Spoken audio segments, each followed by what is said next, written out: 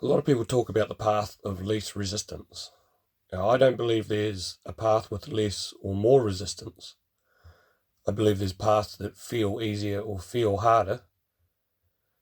But for me, it's about my own resistance or my own beliefs on that path that create the resistance inside of me about whether that path is difficult or not.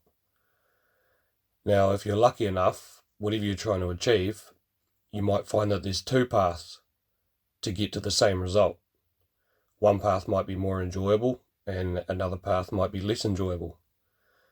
But you will probably find that if you take the path with the most excitement and that you find most enjoyable, there won't be less resistance, but if you're enjoying yourself doing what you're doing, the resistance is easier to overcome. And that's because your beliefs align with that path of enjoyment stronger than your beliefs align with the path of something that you don't enjoy. So the resistance, in my opinion, doesn't change in either direction, because everything outside of you is neutral. It's only your inside perspective that you put on the external world that changes the levels of the resistance that the external world appears to have to you. So follow what feels right, follow what's more enjoyable, and the resistance is a lot easier to overcome if you're enjoying what you're doing. It doesn't mean there's no resistance.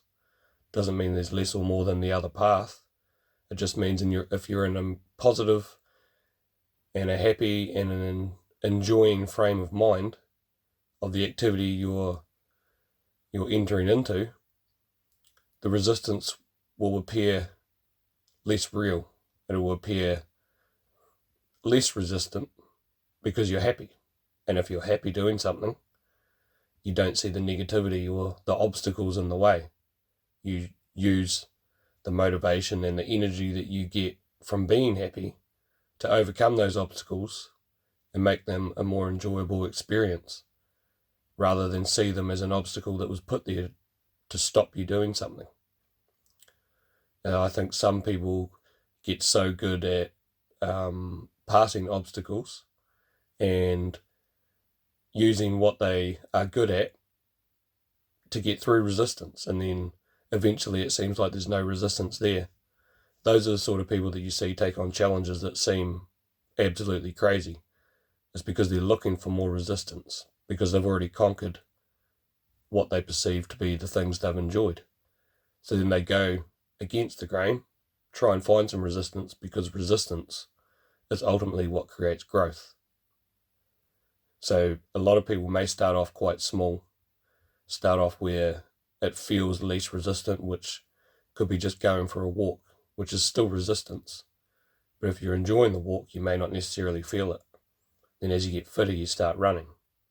And then the resistance seems to disappear in that because you get fitter. So then you start running longer distances. And then the resistance disappears in that. And then someone might get tired of running, so then they take on cycling and start all over again because there's more resistance. And again, more resistance equals more growth. You have to stick with it and push through the resistance. Now, it's not that you can ever avoid the resistance. It'll come at you whatever you do in life. But learning that resistance is a part of life can allow you to adjust your focus and adjust your perception. And when you need to, when you're picking a fresh new path, you can pick the direction that suits the type of resistance you'd like to enter into, at least until you want more challenges or harder challenges. Then you can alter any resistance you wish to. You can take a different path and make the path harder for yourself, to make yourself work harder and make yourself grow faster. So whatever you're doing, whether it's starting a new job, starting a new sport, a relationship, anything like that, the direction you choose will have resistance, because there's resistance in everything. There's a push and pull in everything.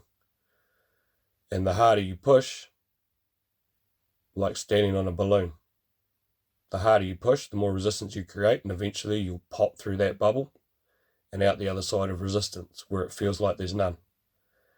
but then the next bigger, stronger balloon will come along. So that's how you get to decide.